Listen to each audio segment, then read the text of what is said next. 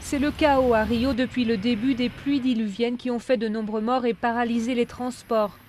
Même le stade Maracanã, où sera donné le coup d'envoi de la Coupe du Monde de foot de 2014 et des Jeux Olympiques de 2016, a été transformé en piscine. De quoi relancer la polémique sur la capacité de Rio d'accueillir des grands événements sportifs. À la ville, cependant, on se veut confiant. Évidemment, il y aura plus de monde pendant les Jeux Olympiques. Mais nous avons un plan pour accueillir les Olympiades, élaboré par le gouvernement central et régional et approuvé par le Comité olympique international. De son côté, le président Lula a tenté de rassurer lui aussi. Pour lui, les Jeux ne sont pas menacés. D'abord, il ne pleut pas tous les jours et tout le temps. Il n'y a pas non plus tout le temps des tremblements de terre au Chili ou en Haïti. Une tragédie arrive parfois, ça arrive.